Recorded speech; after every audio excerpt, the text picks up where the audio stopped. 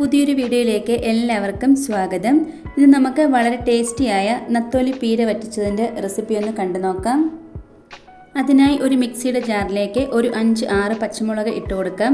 ഒരു വലിയ കഷ്ണം ഇഞ്ചി, ഒരു 3 അല്ലി വെളുത്തുള്ളി. ഞാൻ ഇത്ര മാത്രമേ ചേർത്ത് കൊടുക്കുന്നുള്ളൂ. എല്ലാവർക്കും ടേസ്റ്റ് ഇഷ്ടമാകണമെന്നില്ല, അപ്പോൾ നോക്കിയിട്ട് ചേർത്താൽ മതി.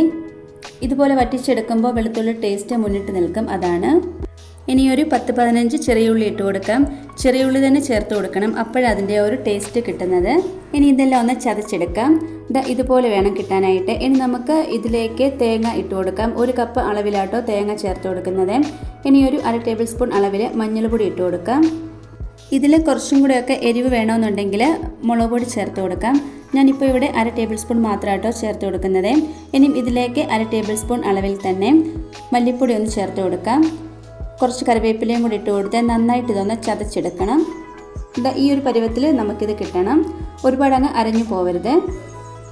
ഇനിയൊരു ചട്ടിയിലേക്ക് അല്പം ഓയിൽ ഒഴിച്ചു കൊടുക്കാം. ഞാനിവിടെ വെളിച്ചെണ്ണയാട്ടോ എടുത്തേക്കുന്നത്.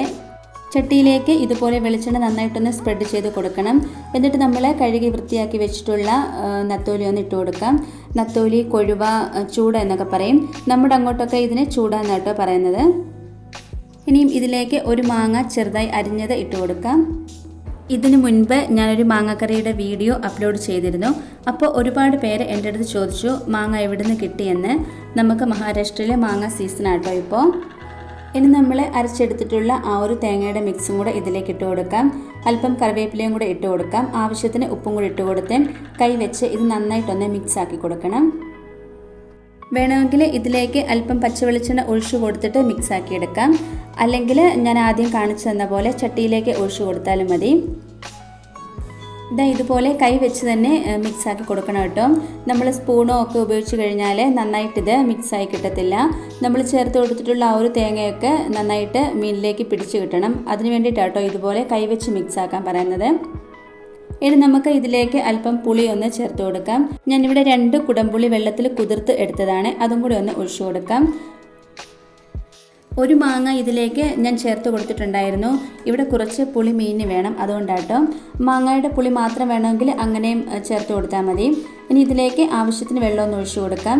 ഒരുപാട് വെള്ളം ചേർത്ത് കൊടുക്കരുത്. ഇനി നമുക്കിത് മൂടി വെച്ച് നന്നായിട്ടൊന്ന് വറ്റിച്ചെടുക്കാം. നമ്മുടെ മീൻ നന്നായിട്ട് തന്നെ വറ്റി കിട്ടിയിട്ടുണ്ട്. ഇനി ഇതിൻ്റെ മേലിലേക്ക് കുറച്ചുകൂടെ ഒരു ടേസ്റ്റിന് വേണ്ടി പച്ച വെളിച്ചെണ്ണ ഒഴിച്ചു കൊടുക്കാം. എന്നിട്ടിത് പകുതി മൂടി വെച്ച് കൊടുക്കാം. ഒരു അരമണിക്കൂർ കഴിഞ്ഞിത് ഉപയോഗിക്കാം. നമ്മുടെ വളരെ രുചികരമായിട്ടുള്ള മീൻ പീര ഇവിടെ റെഡിയായി കിട്ടിയിട്ടുണ്ട്. മാങ്ങ ഇട്ടതുകൊണ്ട് നല്ല രുചിയാട്ടോ ഇത് കഴിക്കാനായിട്ട്. ഈ ഒരു മീൻ ഫ്രൈ ആക്കാനും കറിക്കും അല്ലെങ്കിൽ ഇതുപോലെ പീര വെക്കാനും സൂപ്പറാട്ടോ. എല്ലാവരും ഇതുപോലെ ഒന്ന് ഉണ്ടാക്കി നോക്കണേ. ഇന്നത്തെ നമ്മുടെ ഈ റെസിപ്പി എല്ലാവർക്കും ഇഷ്ടമായി കാണുമെന്ന് വിചാരിക്കുന്നു. ഇഷ്ടമായിട്ടുണ്ടെങ്കിൽ ലൈക്കും കമൻറ്റും സബ്സ്ക്രൈബും ഒന്നും ചെയ്യാൻ മറന്നു പോരുതേ. അടുത്ത വീഡിയോയിൽ കാണാം. Thank you.